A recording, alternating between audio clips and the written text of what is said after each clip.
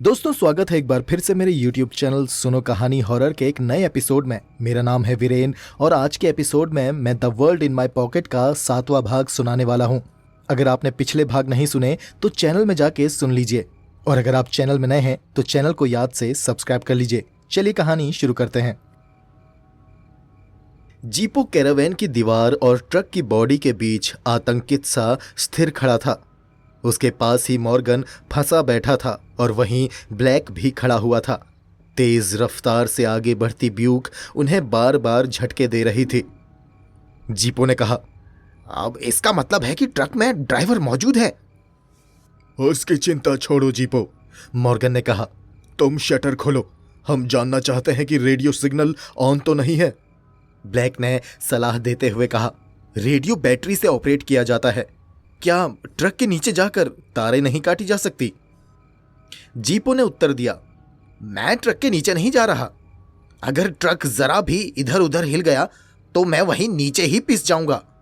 बको मत जीपो, फौरन ट्रक के नीचे जाकर तारें काटो, मॉर्गन लगभग गुर्राते हुए बोला। मजबूर जीपो को अपने औजार वगैरह लेकर ट्रक के नीचे जाना ही पड़ा। मॉर्गन ने उसे टॉर्च थमा दी थी। जीपो ट्रक के इंजन वाले हिस्से के नीचे खिसक गया। वहां कैरावैन के फर्श पर खून पड़ा हुआ था। अभी उसने आगे कुछ हाथ पांव हिलाने का सोचा ही था कि तभी गर्म खून की चिपचिपाहट भरी बूंद उसकी गर्दन पर गिरी। जीपो सर से पांव तक कांप गया और टपकते खून से तनिक परे खिसक गया। कुछ देर बाद वो एक तार ढूंढ निकालने में कामयाब रहा, लेकिन उस तक उसके हाथ नहीं पहुंच पा रहे थे। अब मेरा हाथ तार तक नहीं जा रहा, जीपो बोला। मॉर्गन ने ब्लैक को इशारा किया तो उसने एक लंबे हैंडल वाला कटर उठाकर जीपो की ओर बढ़ा दिया। अपने कांपते हाथों से जीपो ने उसे पकड़ा और उन्हीं कांपते हाथों से किसी तरह उसने वो तार काट ही दी। ठीक तभी ट्रक के अंदर से कराहने की एक धीमी सी आवाज आई। साथ ही कैरावैन के भीतर मौजूद ट्रक अपने स्थान से जरा सा खिसका। नहीं, मुझे बाहर निकालो, जीपो आतंकित हो उठा। चिल्लाओ मत जीपो, मॉर्गन ने जीपो को धमकाया।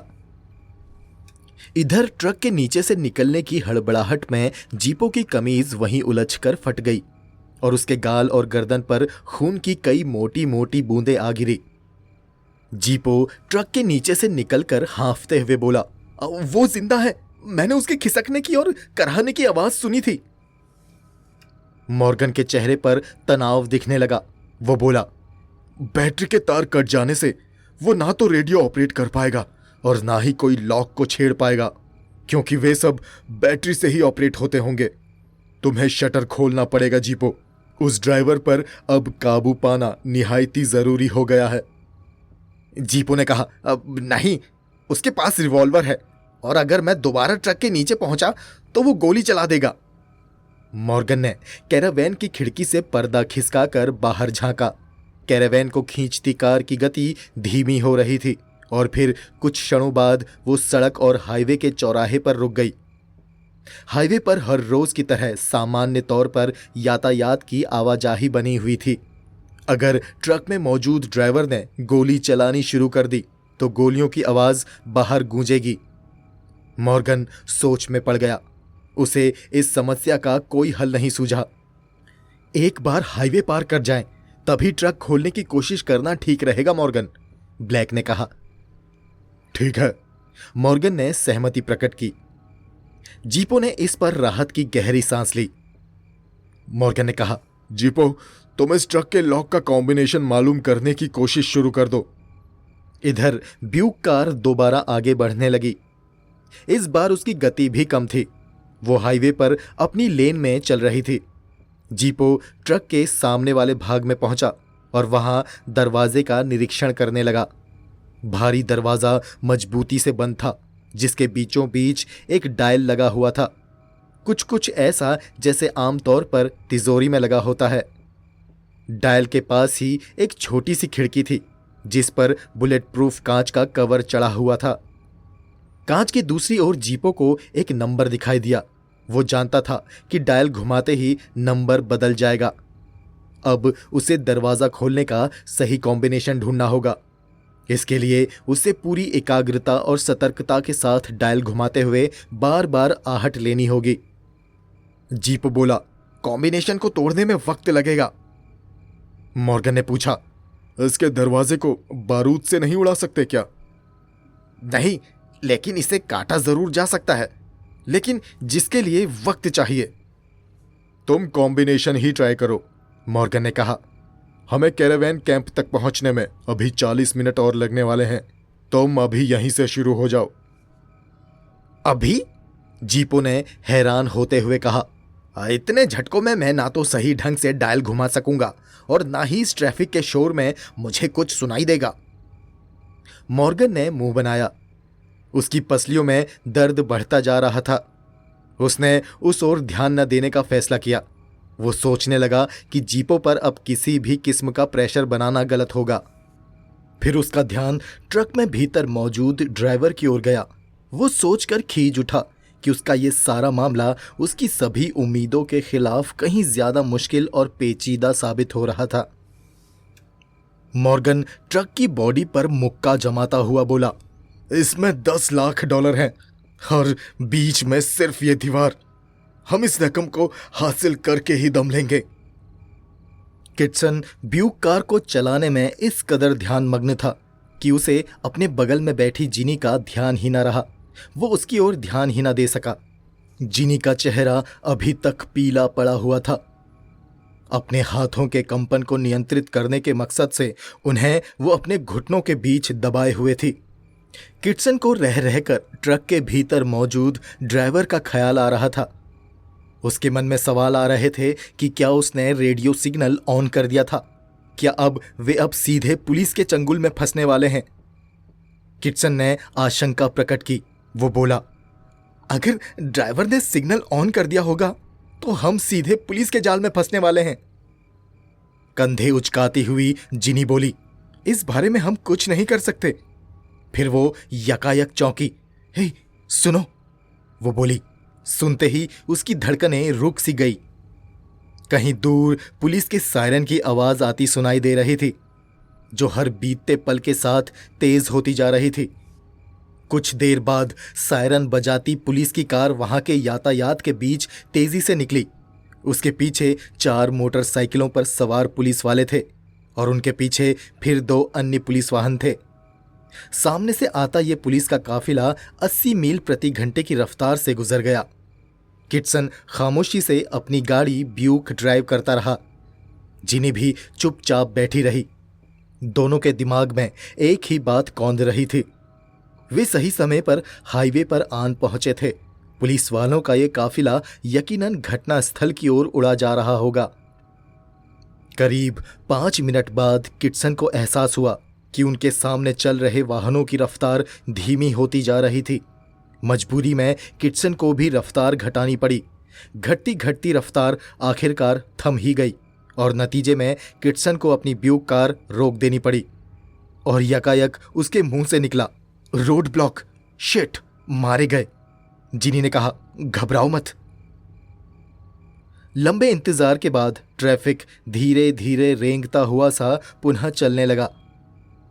वाहनों की लंबी कतार में ब्यूक की ड्राइविंग सीट पर बैठा किटसन बेहद घबराया हुआ था। दूर सामने पुलिस की 2 कारों के नजदीक 6 पुलिस अफसर मौजूद थे। जैसे ही वाहन रुकता, पुलिस वाले उसके भीतर निगाह डालते, ड्राइवर से पूछताछ करते और अंततः उसे आगे बढ़ने का इशारा कर देते। जिनी बोली, इसे मुझ पर छोड़ दो, मैं संभाल लूंगी। किटसन पर मानो हर एक पल भारी गुजर रहा था और 10 मिनट बाद उसकी ब्यूक रोड ब्लॉक पर पहुंच गई। वहां आसपास पुलिस ऑफिसर्स खड़े थे। जिनी ने अपनी स्कर्ट घुटनों से ऊपर कर ली और अपनी एक टांग को दूसरी पर चढ़ा लिया। पुलिस अफसर उनकी ओर बढ़ा। भीतर निगाह डालने के मकसद से उसने निगाहों को इधर उधर भटकाना शुरू कर दिया तो उसकी निगाहें जिनी के चेहरे से फिसलती हुई उसके घुटनों पर आ टिकी। पुलिस अफसर के चेहरे पर प्रशंसा के भाव उभरे। उसने किटसन की ओर देखा तक नहीं और जिनी से सवाल पूछा, आप कहां से आ रही हैं मिस? ड्यूकस से, हम हनीमून मनाने जा रहे हैं, जिनी ने जवाब दिया और पूछा, ये रोड ब्लॉक, ये पूछताछ किस लिए? अफसर ने जवाब देने के बजाय अगला सवाल पूछा। क्या आपने पीछे सड़क पर कोई वेलिंग आर्म्ड ट्रक देखा था? उस ट्रक के पीछे एक बड़ा सा साइन बोर्ड भी लगा है। नहीं तो, जिनी ने जवाब दिया और किटसन की ओर गर्दन घुमाकर बोली, क्या तुमने ऐसा कोई ट्रक देखा था हनी? किटसन ने सिर हिलाकर इनकार किया। उसका दिल पसलियों के पीछे धाड़ धाड़ करके बज रहा था। जिनी ने मुस्कुराकर उस अफसर से पूछा, क्या वो ट्रक गुम हो गया है ऑफिसर? अफसर, जिसकी निगाहें अब तक जिनी के घुटनों पर जमी थी, उसने जवाब देने के बजाय उन्हें आगे बढ़ने का संकेत दिया। किटसन ने फौरन ब्यूक आगे बढ़ा दी और बोला, थैंक गॉड, तुमने सिचुएशन को बहुत अच्छे से हैंडल किया जिनी।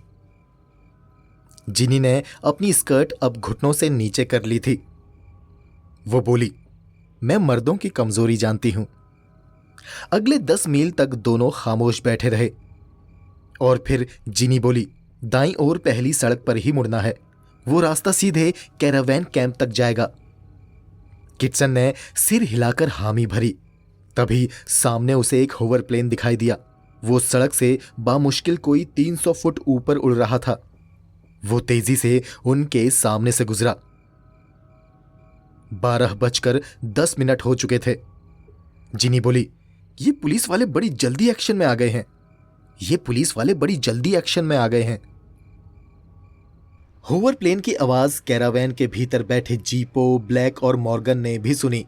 तीनों उस दौरान ड्रिंक ले रहे थे और प्लेन की आवाज को सुनते ही मॉर्गन को फौरन समझ में आ गया कि ये सब ट्रक को ढूंढने के लिए किए जाने वाले ड्रिल का ही हिस्सा है। मॉर्गन की हालत खस्ता थी। हालांकि ब्लैक ने फर्स्ट एड बॉक्स की मदद से मॉर्गन की नए सिरे से मरहम पट्टी कर दी थी, जिसके नतीजे खून बहना भी बंद हो गया था। लेकिन मॉर्गन अब भी बेहद कमजोरी महसूस कर रहा था। फिर कैरावैन को यकायक झटके लगने शुरू हो गए। तीनों को फौरन समझ में आ गया था कि हाईवे पीछे छूट गया है और अब वो कच्ची सड़क में है। उन्होंने फटाफट अपने ड्रिंक्स खत्म किए। कुछ देर बाद ब्यूक की रफ्तार धीमी होने लगी। कुछ क्षण बाद अब वो पूरी तरह रुक गई। कैरावैन का दरवाजा खोलकर जिनी और किटसन ने भीतर निगाह डाली। मॉर्गन की खस्ता हालत देखकर किटसन आतंकित हो उठा। उसने व्याकुलतापूर्वक पूछा, अब तुम ठीक हो मॉर्गन? मॉर्गन ने जवाब देने के बजाय बाहर देखा। वे इस समय घने जंगल के पेड़ों के साए में थे। आगे कोई 30 फुट की दूरी पर एक सुनसान सड़क थी। 6 मील आगे जाकर वो घुमावदार सड़क एक पहाड़ी के ऊपर से गुजरती हुई सीधे फॉन लेक तक जाती थी। ऊपर आसमान में मंडराते प्लेन की आवाज ने मॉर्गन को एहसास करा दिया था कि वे अभी भी खतरे से बाहर नहीं थे। मॉर्गन ने किटसन से कहा, ड्राइवर अभी जिंदा है, हमें उसे ठिकाने लगाना है और इस काम के लिए यह जगह एकदम सही है। तुम कैरावैन का दरवाजा बंद कर लो और बाकी काम हम पर छोड़ दो। बाहर तुम ब्यूक कार का पहिया उतार कर उसे बदलने का नाटक करना शुरू कर देना। अगर कोई वाहन इस ओर आता दिखाई दे तो कैरावैन के साइड में हाथ मारकर हमें इशारा कर देना। जिनी, तुम खाने की टोकरी लेकर सड़क के पास बैठ जाओ और यूं दिखावा करो कि मानो पिकनिक की तैयारी कर रही हो। अब फौरन अपने अपने काम में लग जाओ, जल्दी करो। ब्लैक ने टोकरी उठाकर जिनी को दे दी। किटसन अभी भी सहमा सा खड़ा था। मॉर्गन चिल्लाया, तुमने सुना नहीं किटसन? किटसन फौरन वहां से हटा। जीपो ने औजारों में से टायर, लीवर और हथौड़ा बरामद कर लिया। उसके हाथ अभी भी कांप रहे थे।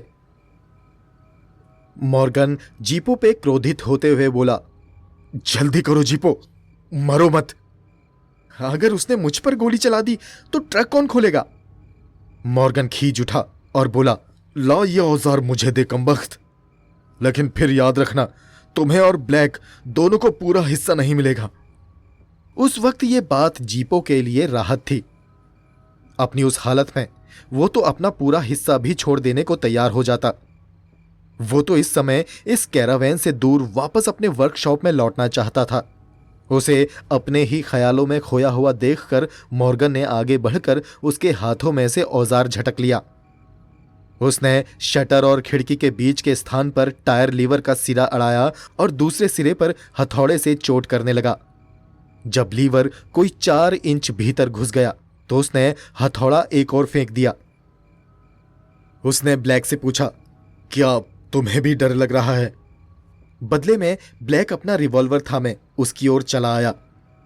वो बोला, तुम शटर खोलो, अगर वो गार्ड जिंदा हुआ तो मैं फौरन उसे शूट कर दूंगा।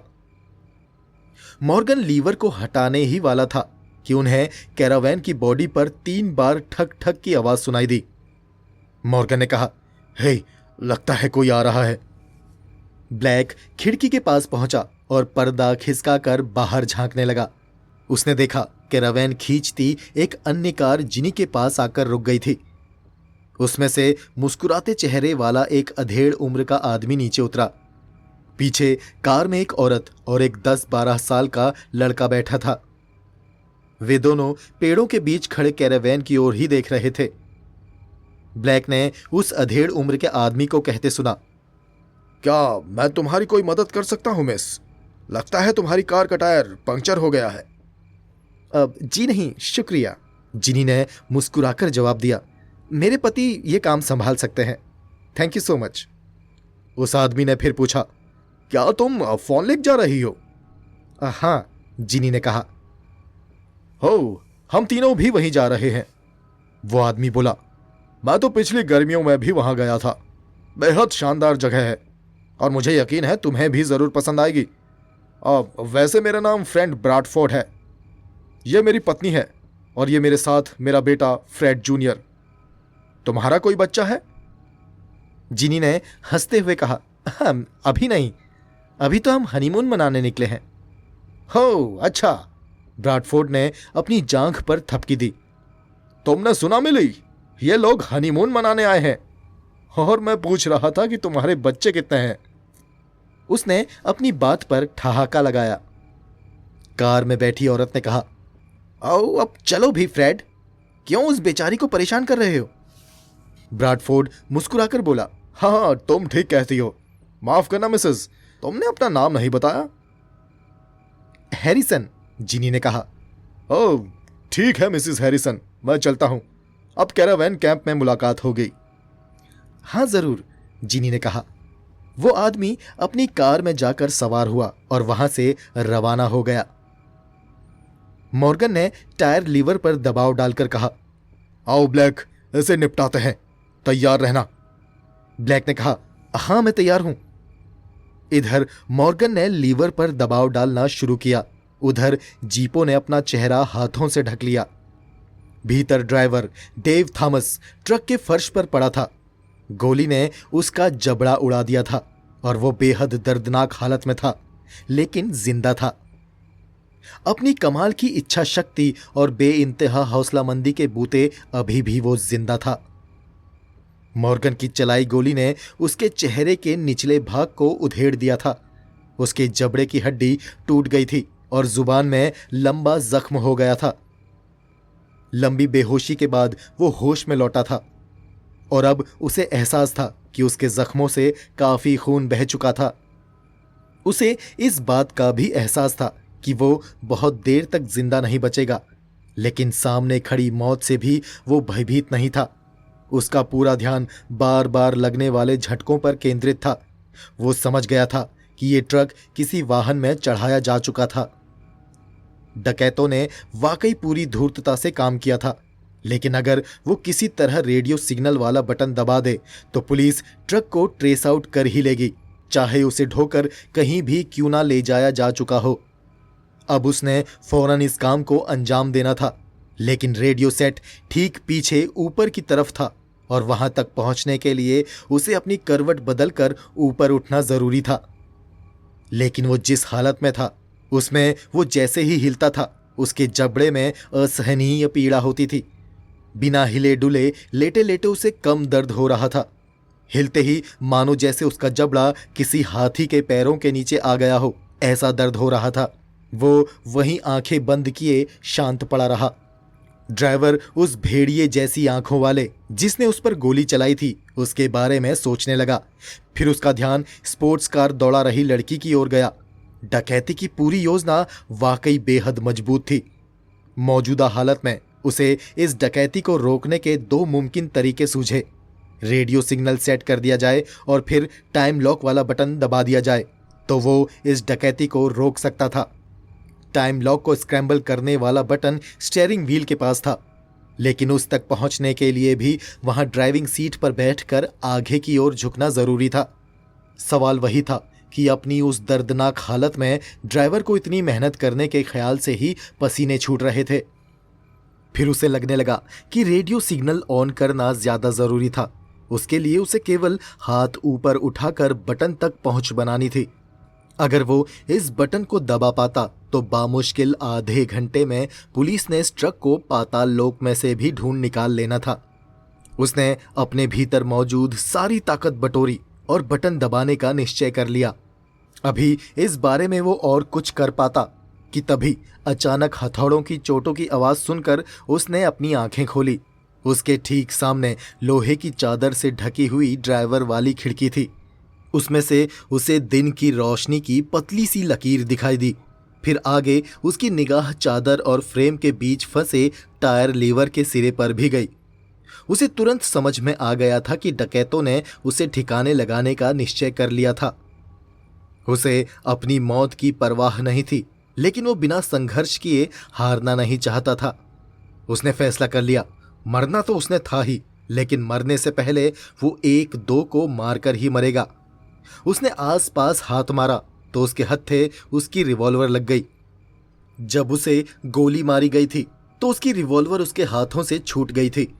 अपनी मौजूदा घायल स्थिति में उसे 45 कैलिबर की वो रिवॉल्वर बेहद भारी लग रही थी। बड़ी कठिनाई से उसने उस रिवॉल्वर को अपने हाथ में यूं सेट किया कि रिवॉल्वर का रुख सीधे खिड़की की ओर हो गया। तभी उसे एक आवाज सुनाई दी, हे, कोई आ रहा है। फिर लंबी खामोशी छा गई। अपनी घायल अवस्था में उसका बहुत खून बह चुका था। अचानक उसे लगा कि वो दोबारा बेहोश होने वाला है। उसके हाथ में थमी रिवॉल्वर अब गुजरते क्षण के साथ और भारी और भी ज्यादा भारी होती जा रही थी। अपनी इच्छा शक्ति के दम पर वो अपने आप को बेहोश होने से रोके हुए था। घायल चीते की तरह ट्रक के फर्श पर पड़ा वो प्रतीक्षा करने लगा। उसे लगा लीवर पर बाहर से दबाव डाला जाने लगा है और उसे एक आवाज सुनाई दी, दूसरा लीवर उठाओ, मेरी मदद करो। फिर कुछ देर बाद फ्रेम और शटर के बीच एक और लीवर का सिरा घुसा हुआ दिखाई देने लगा। फिर अचानक खटाक की आवाज हुई और शटर ऊपर उठ गया। मॉर्गन और ब्लैक ने खुली खिड़की के सामने खड़े होने के बजाय साइड में खड़े होकर अंदर की स्थिति का जायजा लेने की कोशिश की। कुछ सुनाई नहीं पड़ा तो दोनों की निगाहें एक दूसरे से मिली। ब्लैक ने कहा, वो हमें बेवकूफ बना रहा हो सकता है। मॉर्गन ने कहा, हाँ, हो सकता है। फिर स्वयं को आड़ में रखते हुए उसने खिड़की में हाथ डालकर दरवाजे का हैंडल टटोला। थॉमस मूंदी हुई आंखों से ये सब देख रहा था। उसकी उंगली ट्रिगर पर कस गई। मॉर्गन ने दरवाजा खोल लिया। इस स्थिति में ब्लैक को इतना पीछे हटना पड़ा कि वो भीतर नहीं झांक सकता था। मॉर्गन ने अंदर निगाह डाली और फौरन पीछे हटा। उस अति संक्षिप्त क्षण में उसने सिर्फ ये देखा कि ड्राइवर भीतर फर्श पर पड़ा था। उसकी आंखें बंद थी और चेहरा हल्दी की तरह पीला था। उसने ब्लैक से कहा, लगता है वो मर चुका है। थॉमस ये सुन रहा था। उसने मन ही मन सोचा, मैं अभी मरा नहीं हूं हरामजादे, तुम्हें मार कर ही मरूंगा। उसने मन में सोचा। मॉर्गन ने दरवाजे के सामने आकर ड्राइवर पर रिवॉल्वर तान दी। वैसे उसे यकीन था कि वो मर चुका था। हमें इसे यहां से निकालकर दफन कर देना चाहिए, उसने ब्लैक से कहा, जो दरवाजे की आड़ से खिड़की के भीतर झांक रहा था। अचानक थॉमस ने आंखें खोल दी। फिर उसने अपनी रिवॉल्वर थामे हाथ को ऊंचा किया। ब्लैक चिल्लाया, बचो। फिर मॉर्गन ने फायर किया। उधर थॉमस ने भी गोलियां चलाई। दोनों की रिवॉल्वरों ने एक साथ गोली उगली। मॉर्गन की चलाई गोली थॉमस की गर्दन पर जा लगी। इससे वो तुरंत ही मारा गया। थॉमस की चलाई गोली मॉर्गन का पेट फाड़ती हुई गुजर गई। उसके घुटने मुड़ गए और वो थॉमस के ऊपर ही ढेर हो गया। जीपो डर के मारे जोर से चीखा। ब्लैक हैरान था। उसने मॉर्गन को खींचकर बाहर निकाला। मॉर्गन ने फटी फटी आंखों से उसे देखा और मुंह ही मुंह में बुदबुदाया, गुड लक ब्लैक। इतना बोलकर मॉर्गन की गर्दन एक ओर लुढ़क गई। मॉर्गन मर गया। ब्लैक सीधा खड़ा हुआ। वो सोच रहा था कि अगर वे ट्रक को खोलने में कामयाब हो गए तो अब सारी रकम के 5 हिस्से के बजाय सिर्फ 4 ही हिस्से होंगे। उस कैरावैन कैंप में उन्होंने एक केबिन किराए पे ले लिया। उस केबिन में एक बेडरूम, एक सिटिंग रूम और एक छोटी रसोई और एक बाथरूम था। केबिन अच्छा खासा सजा धजा था और थोड़ी बहुत फेरबदल के बाद वे चारों वहां रह सकते थे। उस केबिन की सबसे बड़ी खासियत ये थी कि वो सबसे अलग थलग बना हुआ था। वहाँ के इंचार्ज ने उन्हें बताया कि उस केबिन में आमतौर पर हनीमून मनाते जोड़े ही ठहरा करते थे। इंचार्ज का नाम हेडफील्ड था, जो जिनी और किटसन के साथ उन्हीं की कार में केबिन तक आया था। उसकी निगाहें बार बार किटसन पर चली जाती थी। उसे समझ नहीं आ रहा था कि क्यों वो इस कदर खोया खोया सहमा सहमा सा था। उसे लगा शायद वो बतौर पति अपनी पत्नी के साथ पहली रात गुजारने के बारे में सोचकर नर्वस हो रहा हो, लेकिन फिर इस कदर खूबसूरत पत्नी के पति को इतना घबराने की जरूरत ही क्या थी। हेडफील्ड को कुछ समझ नहीं आया। पत्नी भी नर्वस थी, लेकिन उसका नर्वस होना स्वाभाविक था। इसी बारे में सिर खपाते हुए इंचार्ज ने उन्हें कैरावैन पार्किंग की वो जगह दिखाई जो केबिन के बगल में ही थी। उसने उन्हें बोट हाउस की ओर इशारा करके बताया कि वो वहां से बोट किराए पर हासिल कर सकते थे। इंचार्ज ने उन्हें यकीन दिलाया कि वहां उन्हें पूरा एकांत हासिल होने वाला है। वहां उन्हें कोई डिस्टर्ब करने नहीं आएगा। यहाँ के लोग बड़े सोशल हैं। सब कुछ दिखाकर इंचार्ज ने केबिन का ताला खोलते हुए कहा, वे सब एक दूसरे से मिलते रहते हैं। वैसे मेरे ख्याल से आप लोग कम से कम 2-3 दिन तक तो पूरी प्राइवेसी चाहेंगे। मैं सबको बता दूंगा कि आप लोगों को बिना वजह डिस्टर्ब ना किया जाए। अंधेरा होने तक चारों कुछ नहीं कर सकते थे। समय बेहद तनावपूर्ण ढंग से गुजरता रहा। जिनी बेडरूम में जाकर बिस्तर पर पड़ गई। थकान की वजह से उसे तुरंत ही नींद आ गई। किटसन सिगरेट फूंकता कैरावैन की निगरानी करता रहा और ब्लैक और जीपो मॉर्गन और थॉमस की लाशों के साथ कैरावैन में ही बंद रहे। अंधेरा होते ही जीपो और ब्लैक केबिन में पहुंचे। जीपो की हालत खस्ता थी। वो एक कुर्सी पर पसर गया और उसने अपना चेहरा अपने हाथों से ढक लिया। उसके गाल पर एक नीला निशान उभर आया था, जहां उसे ब्लैक ने घूंसा मारा था। मॉर्गन और ड्राइवर की मौत ने उसे इस कदर हिला दिया था कि उसने चीखते चिल्लाते उस कैरावैन से बाहर भागने की पूरी कोशिश की थी। तब उसके इस पागलपन को नियंत्रित करने के लिए ब्लैक को उस पर हाथ उठाना पड़ा था। घूंसा पड़ते ही जीपो चुपचाप फर्श पर बैठ गया था, लेकिन अंधेरा होने के इंतजार में गुजरा 8 घंटे का वो वक्त उन दोनों पर बहुत भारी पड़ा था। मक्खियां, घुटन और गर्मी ने उनकी हालत खराब कर दी थी। कुछ समय बाद ब्लैक और किटसन ने जंगल का चक्कर लगाया और मॉर्गन और ड्राइवर की लाशों को चुपचाप दफनाने के लायक एक सही जगह तलाश की। जीपो के औजारों में एक कुदाल भी मौजूद था। उन्होंने बारी बारी वहां कब्र खोदनी शुरू की। उस चांदनी रात में वे दोनों खामोशी से खुदाई करते रहे। उन्हें झील में तैरती नाव और दूर कहीं से नामालूम आवाजें सुनाई देती रही। 2 लाशें दफनाते और कब्रों को समतल करके उन्हें पत्तियों से ढकते ढकते उन्हें रात के 12 बज गए थे। दोनों इस मिशन के बाद इस कदर पस्त थे कि केबिन तक जाने में ही उनका दम निकल गया। वापसी पर उन्होंने जिनी को एक कुर्सी पर पाया। गोद में रिवॉल्वर रखे वो सोते हुए जीपो पर निगाह रखे हुए थी। भीतर आकर दोनों ने दरवाजे बंद किए और कुर्सियों पर बैठ गए। ब्लैक ने जिनी से पूछा, कोई परेशानी तो नहीं हुई? जिनी का चेहरा अभी भी पीला पड़ा हुआ था और आंखों के नीचे काली गोलाइयां उभर आई थी। उसने स्थिर स्वर में जवाब दिया, नहीं, लेकिन ये जीपो बार बार घर जाने की रट लगा रहा था। ब्लैक बोला, एक बार ये ट्रक खोल ले, उसके बाद ये चाहे जहन्नुम में चला जाए। ब्लैक की आवाज को सुनकर जीपो अब जाग गया था। वो उठ बैठा। उसका चेहरा अभी भी तनावपूर्ण था और हाथ कांप रहे थे। ब्लैक, उसकी आवाज गले में अटकती हुई निकली। मैं वापस लौट रहा हूं, मेरा हिस्सा तुम रख लो। मैं अब और बर्दाश्त नहीं कर सकता, मुझे यहां से जाने दो। ब्लैक ने कहा। नहीं, तुम कहीं नहीं जा रहे। जीपो के चेहरे पर पसीना उभर आया। लेकिन जब मैं तुम्हें अपना सारा हिस्सा दे रहा हूं तो तुम मुझे जाने क्यों नहीं दे रहे? ब्लैक बोला। बकवास बंद करो, तुम कहीं नहीं जा रहे। जीपो ने याचनापूर्ण निगाहों से किटसन की ओर निगाह डाली।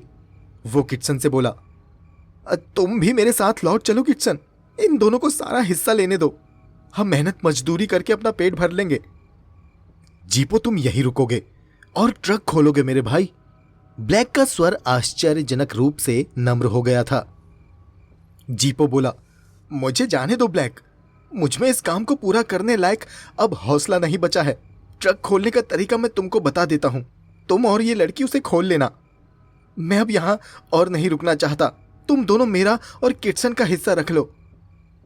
ब्लैक ने किटसन से पूछा, क्या तुम भी जाना चाहते हो किटसन? मॉर्गन की अनपेक्षित मौत ने किटसन को भी अंदर तक हिला डाला था, लेकिन वो अब अपने आप को काफी हद तक नियंत्रित कर चुका था। 2 लाशों को कामयाबी से दफनाने के बाद उसमें हौसला आ गया था। वो जानता था कि अब इस मुकाम पर इतना आगे आकर दोबारा वापस लौटना नामुमकिन था। हासिल करने को सब कुछ था और गंवाने को जान के अलावा और कुछ नहीं था। वो अब चाहता भी तो पीछे नहीं हट सकता था। उसने कहा, नहीं ब्लैक, मैं कहीं नहीं जा रहा। किटसन की बात सुनकर जीपो बोला, बेवकूफ लड़के, तुम गलतफहमी में मत रहो, अभी भी वक्त है, यहां कुछ हासिल नहीं होने वाला, मेरे साथ लौट चलो मेरे भाई। किटसन जिनी की ओर देखता हुआ बोला, मुझे वापस नहीं लौटना। जीपो ने असहाय भाव से कहा, ठीक है, मैं जा रहा हूं, मैं अब यहां एक पल भी नहीं रुकना चाहता। ब्लैक ने जिनी की गोद में रखी रिवॉल्वर उठाई और उसे जीपो पर तान दिया। ब्लैक गुर्राया, तुम ट्रक खोलोगे जीपो, इनकार किया तो मैं तुम्हारी हत्या करके तुम्हारी लाश को यहीं जंगल में दफना दूंगा। ब्लैक का लहजा ऐसा था जिससे जीपो को फौरन एहसास हो गया कि वो सिर्फ धमकी नहीं दे रहा था। जीपो उसे देखता रहा और आखिरकार असहाय भाव से बैठ गया। जीपो बोला, ठीक है, तुम मुझे जबरदस्ती रोक तो लोगे, लेकिन यूं तुम्हें कुछ हासिल नहीं होगा। ब्लैक ने रिवॉल्वर नीचे कर ली और जीपो से कहा, तुमने जो बकवास करनी थी कर चुके, अब मेरी बात गौर से सुनो। अब हम सिर्फ 4 लोग हैं और इसका मतलब है कि हर एक के हिस्से में $2.5 लाख आने वाले हैं। मॉर्गन का हिस्सा हम चारों में बराबर बटेगा। हमें अपनी मूल योजना पर टिके रहना है। किटसन और जिनी अपना हनीमून वाला नाटक जारी रखेंगे, जबकि मैं और जीपो कैरावैन में रहकर ट्रक खोलने की कोशिश करेंगे। ब्लैक ने फिर किटसन पर निगाह डालते हुए कहा, दूसरे कमरे में 2 बिस्तर हैं दूल्हे मियाँ, जाओ वहां आराम करो। किटसन जवाब देने के बजाय अपनी कुर्सी में और गहराई से धंस गया। जिनी उठकर बेडरूम में पहुंची और दरवाजा बंद करके उसे लॉक कर लिया। ब्लैक किटसन की ओर देखकर व्यंग करते हुए बोला, हाँ, तुम्हारी किस्मत खराब है दूल्हे मियाँ, तुम्हारी दुल्हन तुमसे कुछ नाराज दिखती है। किटसन गुर्राया, बको मत। उसका दिमाग अभी भी तेजी से घटती घटनाओं को समझने की कोशिश कर रहा था।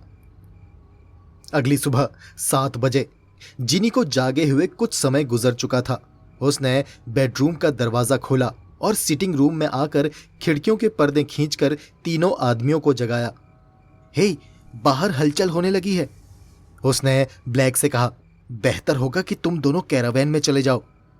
ब्लैक ने हामी भरी और फ्रेश होने के लिए चला गया। वो और जीपो जब तक फ्रेश हुए, जिनी नाश्ता तैयार कर चुकी थी।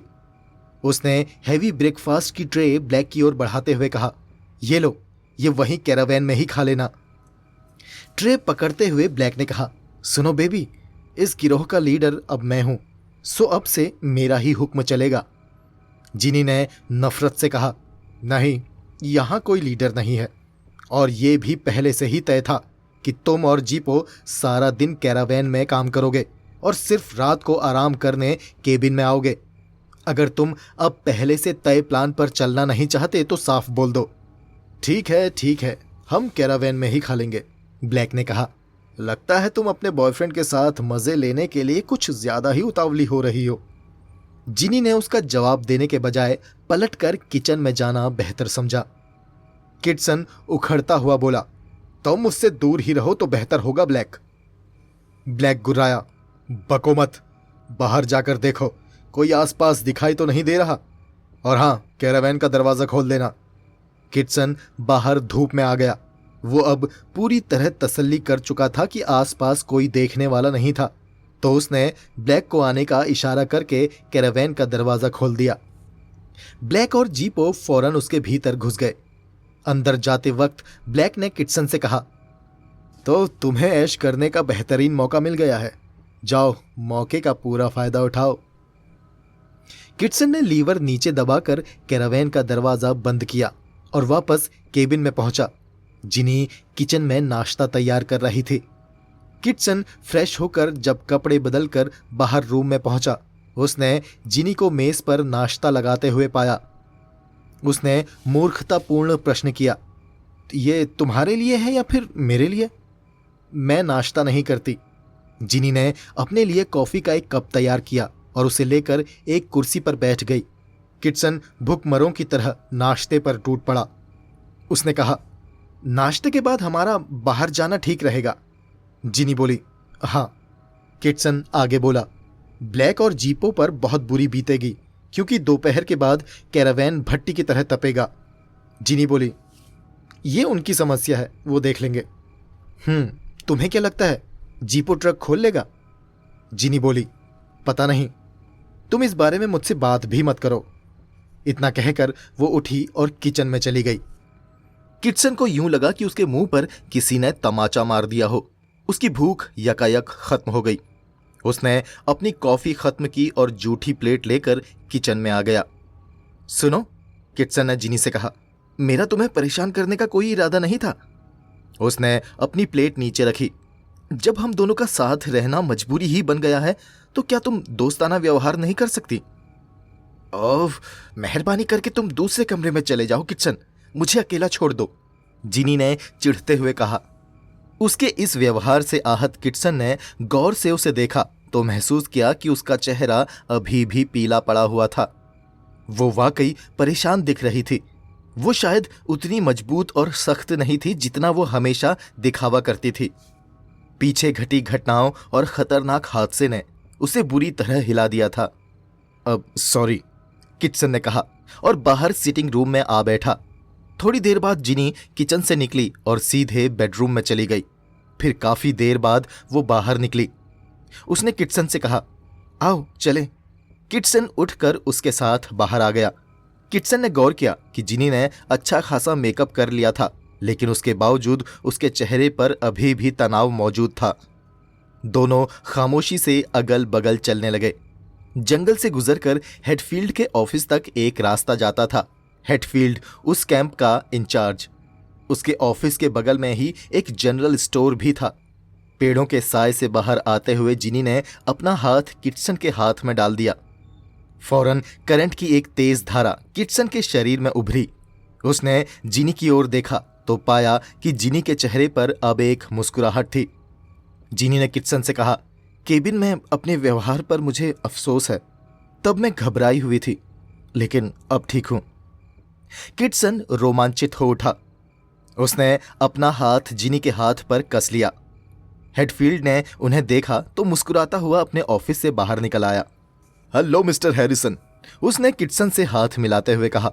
मैं देख रहा हूं आप बेहद खुश हैं। माफ करना, लेकिन अगर मेरी बीवी भी आपकी पत्नी की तरह इस कदर खूबसूरत होती तो मैं भी इतना ही खुश नजर आता। जिनी खिलखिलाकर हंस पड़ी। शुक्रिया मिस्टर हेडफील्ड, जिनी ने कहा। तारीफ करने का आपका तरीका वाकई लाजवाब है।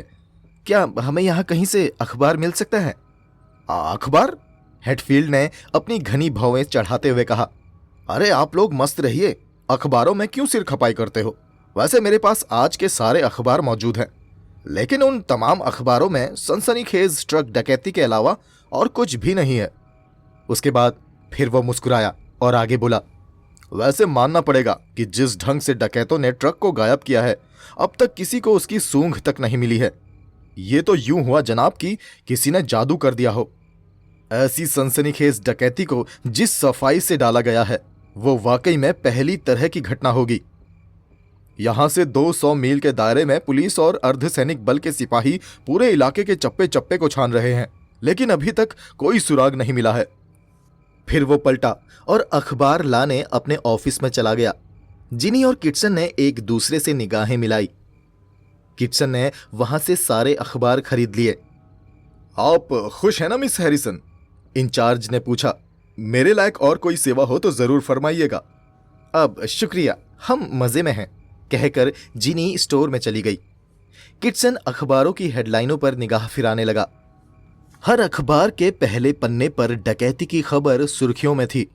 कुछ अखबारों में ड्राइवर और गार्ड की तस्वीरें भी झांक रही थी। आर्मी हेडक्वार्टर्स ने गायब ट्रक के बारे में सटीक सूचना की एवज में $1000 के इनाम की घोषणा की थी। पुलिस का विचार था कि ड्राइवर ने भी डकैतों का साथ दिया था, इसीलिए वो भी अब लापता था। किटसन अखबार पढ़ रहा था, तभी वो अधेड़ जो पिछले दिन फोन लेक आती सड़क पर मदद पेश कर रहा था, वहां उससे अखबार लेने आ पहुंचा। Hello mister Harrison. अधेड़, जिसका नाम फ्रेड ब्रैडफोर्ड था, उसने कहा। यहां का माहौल तो लगता है आपको रास आ गया है। हाँ, किटसन ने जवाब दिया। अच्छा, क्या तुम ट्रक डकैती के बारे में पढ़ रहे हो? मैंने सुबह रेडियो में सुना था कि पुलिस यहीं इन जंगलों में ही ट्रक के बरामद होने की उम्मीद कर रही है। ट्रक ढूंढने के लिए खोजी दल बना दिए गए हैं। हाँ, अच्छा, किटसन ने कहा। जी हाँ, वैसे मेरी समझ में नहीं आता कि आखिरकार डकैत ट्रक को इतनी जल्दी छिपाने में कामयाब कैसे हो गए, उस अधेड़ ने कहा। किटसन ने अपने कंधे उचकाए और बोला, ट्रक के गार्ड की लाश तो बरामद हो गई है, लेकिन ड्राइवर गायब है। लगता है वो भी इस डकैती में मिला हुआ था। तभी वहां हेडफील्ड भी आ पहुंचा। वार्तालाप में शामिल होते हुए हेडफील्ड ने कहा, बताया तो ये भी जा रहा है कि वहां घटी कार दुर्घटना दरअसल सब नाटक था। तो इसका मतलब है कि डकैतों के उस गिरोह में यकीनन कोई औरत भी शामिल है। गार्ड मरने से पहले एजेंसी को इस बारे में सूचना पहुंचा रहा होगा। फिलहाल पुलिस थॉमस नाम के ट्रक ड्राइवर के बारे में पता लगाने में लगी हुई है। वे जानना चाहते हैं कि क्या उसके किसी औरत से गहरे ताल्लुकात थे। उस अधेड़ ब्रैडफोर्ड ने कहा, वैसे मेरी दिलचस्पी तो इनाम में है। मेरा बेटा कह रहा था कि वो जंगल में ट्रक को ढूंढने के लिए जाएगा। फिर वो अपनी बात पर हा हा करके हंसने लगा। किटसन और हेडफील्ड ने उसका साथ दिया। ब्रैडफोर्ड ने आगे कहा, वैसे इस तरह कम से कम उससे थोड़ी देर को तो जान छूटेगी। बड़ा शैतान बालक है और हर वक्त अपनी मां को परेशान ही करता रहता है। हेडफील्ड बोला, वैसे मुझे नहीं लगता कि डकैत ट्रक को यहां लेकर आएंगे। उसे कहीं फॉक्सवुड में छिपाया गया होगा। वो जगह आम रास्ते से दूर है और इस काम के हिसाब से बिल्कुल सुनसान भी है। ब्रैडफोर्ड ने कहा, लेकिन तुम मेहरबानी करके मेरे बेटे को यह मत बता देना, वरना वो शैतान वहीं चल देगा। जिनी खाने पीने की कुछ चीजें खरीदकर स्टोर से बाहर निकली। Good morning Mrs Harrison, Bradford ने उसे देखकर कहा। आप यहां ठीक ठाक पहुंच गई थी? हाँ, जिनी ने मुस्कुराते हुए कहा और सामान का पैकेट किटसन को थमाकर उसकी बाहों में बाहर डालकर खड़ी हो गई। कुछ देर यूं ही गपशप करने के बाद जिनी और किटसन ने उनसे विदा ली और अपने केबिन में लौट आए। और कुछ देर बाद किटसन कैरावैन के पास पहुंचा। अच्छे से तसल्ली कर लेने के बाद कि आसपास किसी की नजर उस तरफ नहीं थी, उसने सावधानी से कैरावैन की खिड़की पर दस्तक दी। ब्लैक ने खिड़की खोली। उसका चेहरा पसीने से तर और लाल हो चुका था। क्या है? वो चिढ़ते हुए बोला। यहां गर्मी से जान निकली जा रही है और ऊपर से मक्खियों ने नाक में दम कर रखा है और हम साली ये खिड़की भी नहीं खोल सकते। तुम्हारे लिए अखबार लाया हूं। किटसन ने उसकी ओर अखबार बढ़ाए। तुम्हें और कुछ चाहिए? नहीं, कहकर ब्लैक ने अखबार पकड़े और खिड़की बंद कर दी। अखबार थामे वो ट्रक के पीछे पहुंचा। जीपो वहां स्टूल पर बैठा अपने कान को ट्रक के दरवाजे पर लगाए हुए था। उसकी उंगलियां डायल पर थी। ब्लैक ने जीपो पर लापरवाह निगाह डाली, फिर वहीं फर्श पर बैठकर अखबार पढ़ने लगा। अगले आधा घंटा उसने अखबार पढ़ा और फिर उसे एक और फेंक कर उठ खड़ा हुआ। फिर उसने काम में लगे जीपो को घूरा और उसे धमकाते हुए पूछा, इस काम को तुम कितने दिनों में पूरा कर लोगे? जीपो चिढ़कर बोला, चुप करो, अगर तुम ऐसे ही बोलते रहोगे तो मैं अपना काम नहीं कर सकूंगा। ब्लैक बोला, मेरा दम घुट रहा है, मुझे खिड़की खोलनी है। जो चाहे करो, लेकिन मुझे मेरा काम करने दो। ब्लैक ने कीलें गड़ाकर पर्दा खिड़की की चौखट में फिक्स कर दिया और फिर पर्दे के नीचे से उंगलियां डालकर खिड़की का शटर ऊंचा किया। उसने सामने देखा। झील में किटसन को जिनी के साथ बोटिंग करता देखकर वो ईर्ष्या से जल उठा। वो साला ऐश कर रहा है और हम यहां गर्मी में जान दे रहे हैं। जीपो उसकी ओर ध्यान देने के बजाय अपने काम में लगा रहा। थोड़ी देर बाद वो थक कर चूर हो गया। मेरी उंगलियां दुख रही हैं, मैं आराम करना चाहता हूं, कहकर वो उठ खड़ा हुआ। जीपो आगे बढ़कर खिड़की के पास पहुंचा और गहरी सांस लेकर बोला, अभी तक केवल एक टम्बलर गिरने की आवाज आई है, पता नहीं और कितना वक्त लगेगा। क्या? ब्लैक ने बौखलाते हुए कहा, अगर अपनी जान की खैरियत चाहते हो तो उस काम को जल्दी निपटाओ। मैं पूरी कोशिश कर रहा हूं। यहां खड़े रहकर तुम वक्त जाया कर रहे हो जीपो, वापस जाकर काम पर लगो। निराश मन से जीपो वहां से हट गया और पुनः स्टूल पर जाकर बैठ गया। अब वो दोबारा काम पर लग गया। शाम तक वो बुरी तरह थक चुका था। उसके चेहरे पर थकान, तनाव और निराशा के गहरे भाव थे। पिछले 12 घंटों में उसने केवल 1 घंटा आराम किया था, फिर भी वो केवल एक टम्बलर को ही गिरा पाया था और अभी कम से कम 5 और थे और उनके गिरा सकने की कोई उम्मीद नहीं थी। काफी अंधेरा फैल जाने पर किटसन ने उन्हें उस जगह से निकाला। बाहर आते ही वो तुरंत केबिन में जा घुसे जहां जिनी डिनर तैयार कर चुकी थी। दोनों भूखे खाने पर टूट पड़े। खाना खाते खाते भी ब्लैक ये सोचकर चिढ़ रहा था कि सारा दिन किटसन जिनी के साथ ऐश करता रहा। खाना खत्म करके उसने एक अन्य कुर्सी पर बैठकर सिगरेट सुलगाई और बाकी तीनों की तरफ देखा। आज हमारे काम में कुछ प्रगति हुई है, ब्लैक बोला, लेकिन कैरावैन की खिड़की में से झांककर कोई भी उसके भीतर घुसने की कोशिश कर सकता है। इसलिए यह जरूरी है कि रात में भी उसकी बराबर निगरानी की जाए। और किटसन, रात की निगरानी तुम्हें करनी होगी। तुमने पूरे दिन भर मौज मस्ती की है, सो तुम्हारे हिस्से में भी थोड़ी तकलीफ आनी चाहिए। किटसन ने जरा भी विरोध नहीं किया। उसके लिए सारा दिन बेहद अच्छा गुजरा था। जिनी का व्यवहार भी बेरुखा होने के बजाय आज दोस्ताना रहा था और किटसन के लिए ये एक बेहतरीन उपलब्धि थी। पत्नी का नाटक करती जिनी का जिस्म कई बार उसके निकट संपर्क में आया था और उसके मादक स्पर्श की अनुभूति से किटसन अभी भी रोमांचित था। उसे ब्लैक की ये मांग जायज ही लगी। ठीक है, किटसन कुर्सी से उठता हुआ बोला, मैं अभी बाहर चला जाता हूं, कहकर वो बाहर निकल गया। ब्लैक को हैरानी थी कि किटसन ने ऐतराज क्यों नहीं किया। किटसन के जाने के बाद जब दरवाजा बंद हो गया तो ब्लैक ने जिनी से कहा, आज मैं और जीपो अंदर बिस्तर पर सोएंगे, तुम यहां बाहर ही सोना। हाँ ठीक है, जिनी ने कहा। ब्लैक ने जिनी को घूरते हुए कहा, वैसे अगर तुम चाहो तो जीपो यहां बाहर सो सकता है। नहीं, जिनी ने तीव्र स्वर में कहा, मैं बाहर ही सोऊंगी। ब्लैक बोला, ठीक है, तुम्हारी मर्जी। ब्लैक मुस्कुराता हुआ उठ खड़ा हुआ। उसने वहां कमरे में टेबल पर ताश की गड्डी उठाकर फेंटना शुरू कर दिया। ब्लैक ने जिनी से पूछा, ताश खेलोगी? जिनी बोली, नहीं, मैं घूमने बाहर जा रही हूं, मेरे वापस लौटने पर मुझे यह कमरा खाली चाहिए। ठीक है, ब्लैक मुस्कुराता हुआ बोला, आओ जीपो, तुम और मैं बेडरूम में ताश खेलेंगे। जीपो उठकर बेडरूम में चला गया। हमने तुम्हारे लिए कमरा खाली कर दिया है बेबी, ब्लैक ने कहा।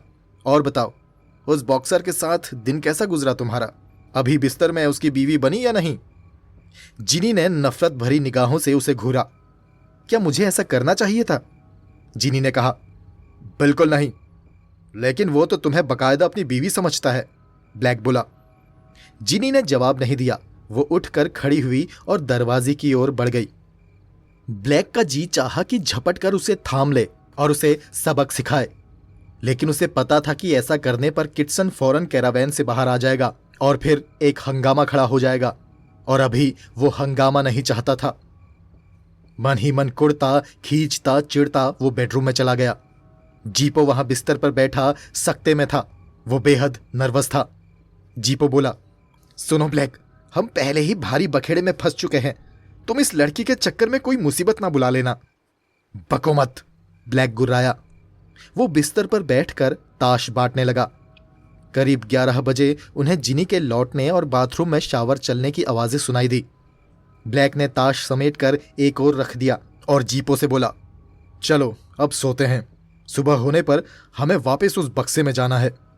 ब्लैक ने कहा और लाइट ऑफ कर दी। जीपो बिस्तर पर फैल गया और दिन भर का थका वो 10 मिनट से पहले ही गहरी नींद के आगोश में समा गया। ब्लैक अंधेरे में शांत पड़ा रहा। बाहरी कमरे की लाइटें ऑफ हो जाने के चंद मिनटों बाद वो चुपचाप अपने बिस्तर से उतर गया। उसने धीरे से दरवाजा खोला और बाहरी कमरे में आ गया। उसने अपने पीछे का बेडरूम का दरवाजा अभी बंद किया ही था कि जिनी ने लाइट ऑन कर दी। ब्लैक उसके नजदीक पहुंचा।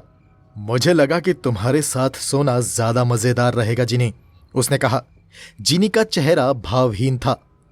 उसने धीमे लेकिन सर्द स्वर में कहा, बाहर निकलो, नखरे मत दिखाओ हनी। ब्लैक उसके बगल में बैठता हुआ बोला, मैंने फैसला कर लिया है कि एक बार रकम हाथ में आते ही मैं तुम्हें पेरिस और लंदन की सैर पर लेकर जाऊंगा। जिनी ने फिर से कहा, मैंने कहा फौरन यहां से दफा हो। क्यों खामखा नखरे झाड़ रही हो, कहकर ब्लैक ने उसके कंधे पर हाथ रख दिया। तभी उसे अपनी छाती पर किसी ठोस चीज का एहसास हुआ। उसने नीचे निगाह डाली। नीचे उसकी छाती पर रिवॉल्वर सटी हुई थी। अपने हाथ मुझसे दूर ही रखो, जिनी ने सपाट शब्दों में चेतावनी देते हुए कहा, वरना गोली चला दूंगी। ब्लैक घबरा गया। उसने अपना हाथ जिनी के कंधों से हटा लिया और उठकर खड़ा हो गया। गुड, अब फौरन यहां से दफा हो जाओ, जिनी ने गुर्राते हुए कहा। अगली बार तुमने फिर ऐसी कोई कोशिश की तो मैं दोबारा मुंह से नहीं, सीधा गोली से समझाऊंगी। ब्लैक ने गहरी सांस ली। ठीक है बेबी, लेकिन याद रखना तुम्हें इसका हिसाब चुकाना पड़ेगा। अब दफा हो कमीने, जिनी ने गुर्राते हुए कहा। अपमान और क्रोध से कांपता हुआ ब्लैक अपना पिटा सा मुंह लेकर वापस बेडरूम की ओर बढ़ गया और बिस्तर पर लेटकर वो जिनी और किटसन से बदला लेने के बारे में सोचता रहा। दोस्तों, अगर इस कहानी का ये भाग आपको अच्छा लगा तो उसको लाइक जरूर करें। इसका अगला भाग जल्द ही आ जाएगा। मेरे चैनल में इसी तरह की कई और दिलचस्प कहानियां हैं, उन्हें भी जरूर सुनें। मुझे और इस कहानी को यहां तक सुनने के लिए आपका धन्यवाद।